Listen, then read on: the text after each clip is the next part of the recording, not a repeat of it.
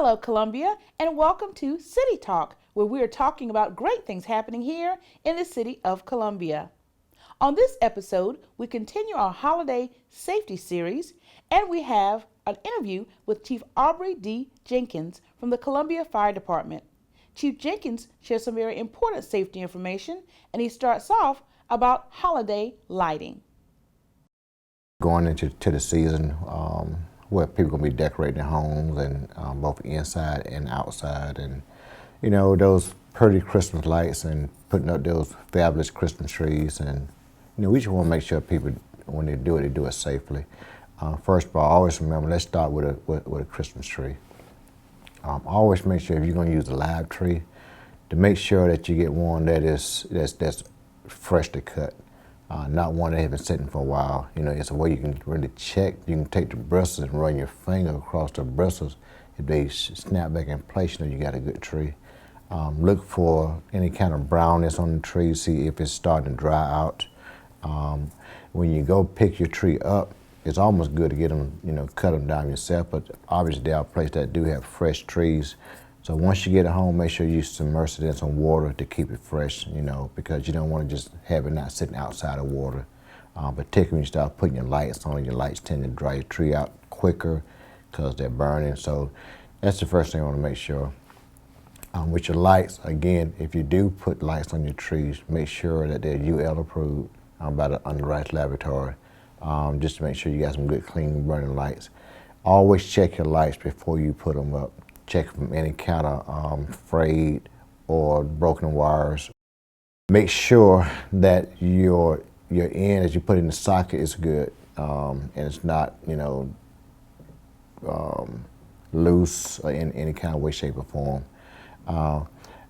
Always, if you're going to strand lights together, make sure you don't strand no more than 3 at one time. Also, make sure you can plug it directly into an outlet. Opposed to using those household conventional drop cords.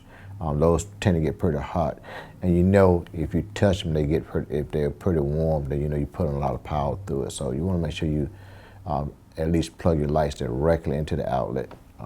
Again, make sure you're not using more than 3 strands.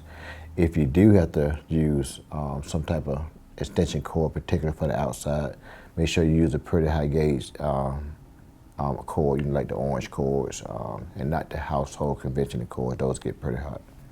If you do put lights on your home or inside your home, a couple of rules. Never leave home with them lights burning. You don't know what could happen. Anything can happen. So you don't want to leave home with those lights burning. Again, just make sure if you do have to put them, hang them on your house, try to refrain from using nails to drive them in. Maybe use some type of fastener that you can put up there to hold them up, because you don't want to drive a nail in it and then take a chance on splitting that wire and exposing that wire, because when electricity comes in contact with metal, it's a bad combination. So you want to make sure that you're doing that safely. Well, that was great information about holiday lighting. But not only holiday lighting, but we also need to make sure that you are safe while you're in there cooking in the kitchen for those great holiday meals. We love to cook during this time of year, so we're going to be out cooking and, want to bring that holiday cheer in, with the big dinners. So when you're cooking, just a couple of rules. Let's talk about a couple of rules. Just make sure that if you are cooking, that you create a no-play zone. Keep children and pets away from the stoves.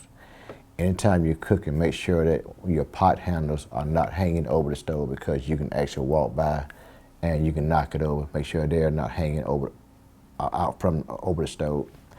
Make sure that if you're frying any type of food, that you're always attended to it. Never leave fried food unattended. Make sure you're there, because it can happen in an instant. You just don't know. So always be attentive to that. Too often when people are cooking, and particularly around the holiday time, we all have done it. We say, well, there's just this one more ingredient that I left off. I gotta run to the store and get it. And what the first thing we want to do is cut the pot on low, and then we want to run to the store. Wrong answer. make sure that if you leave the house that you're cutting those pots off, because we have been in situations where people say, you know, I was only gone for 5 minutes, I was only gone for 10 minutes. They cut the pot on low, and when they get home, guess what's in front of their house? The fire department. We want everybody to be safe. Everybody to be safe. So if your pot do catch on fire for frying food or whatever, if you can safely put a lid over it, whatever lid that you're using, just put it over it. It'll smother the fire out. If it's too big for you, you don't feel comfortable.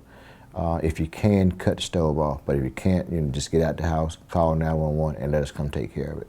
Never pick up a pot of grease and try to run with it or walk with it. You're only fanning the fire, and you can take a chance on getting grease splattered over you, and you know, ultimately you're gonna have some burns. So never pick a pot up and try to run with it. Or the other thing is, don't throw water on the grease fire. It'll come back at you. Well, after cooking, of course, there comes that nap. And any nap needs a warm and comfortable environment. But please make sure you're safe while you're keeping your home comfortable and warm. We all like to be a little cozy, you know. We like the fireplace. We like that supplemental heat. We even like candles. So we all like to be real cozy. But just remember, and I always tell people, you know, anytime, one of the best heat sources to use is a conventional heater. But if you have to use supplemental heaters like space heaters, kerosene heaters, fireplaces, you know, and all people always ask me, you know, how safe are they? Well, they can be safe if you use them safely. Space heaters, just make sure that they're not no more than 3 feet, closer than 3 feet to anything that can burn, any kind of combustible. Never leave the room or the house with those space heaters operating. Also, never go to sleep with these space heaters burning. You don't know what could happen. We've had, in the beginning of the last winter season, we've had where we had, you know, some person died because of space heaters were too close to combustible. So you got to make sure that you keep them at least 3 feet away. Again, these are no-play zones for animals and also for children. That's a no-play zone. One thing about kerosene heaters, you got 3 elements there. You not only have the flames, but you got the flammable liquids, and you got the gas that's emitting from these devices. So you're dealing with 3 things. So anytime you use a kerosene heater, make sure you got plenty of ventilation, because they're gonna give off some fumes, and you wanna make sure that you're not suffocating because of them fumes. So, and also even with fireplaces, just make sure that you got the guard up there, the guard up there, the mash up there, so that if you have embers that are popping, they won't pop out on the floor. But always, before you use your fireplace, make sure you have a reputable dealer come out and do a chimney sweep and clean it out for you. Anything can happen. And a lot of times, even when you got pets in the home and you leave these devices on, the pet can knock it over. In particular, now they should have a safety device on where if they get tipped over, they should cut off. But things do malfunction. So you don't want to take that chance. You want to make sure that you're being cautious safely throughout these holidays, not during the holidays, but in particular anytime during the year, even when it's not a holiday. One thing I did want to say also that, you know, even when we're talking about holidays, you know, some people actually still use real candles on trees. They try to put them in. I would discourage you from putting real candles on your trees. It would dry it out pretty quick. And also, when it catches on fire, the trees is just going to go up. We've had a situation where it wasn't candles, but we had a tree that actually went up, and it took a couple of lives with it. So that's not what we want. We want to make sure everybody's safe. You can go to citycolumbiasc.net, and you can click on the link to the fire department, and we have some safety tips on our website. You can also call us at 545-3701, and we'll be glad to provide you pamphlets on safety during the holidays and any other time. So just make sure you give us a call or go check our website, and we'll be glad to provide you information. Thank you, Chief Jenkins, for sharing all that great information about holiday lighting, holiday cooking, safety tips, and also staying warm but also staying safe during the holiday season. We hope you've enjoyed this episode of City Talk, and if you need more information about safety tips, please visit our website at columbiasc.net. You can also follow us on all of our social media platforms. Make sure you stay connected with the city, and make sure you continue to watch City TV right here on Channel 2, your 24-hour information station. Again, we thank you for watching City Talk, and remember, during this holiday season, we are Columbia.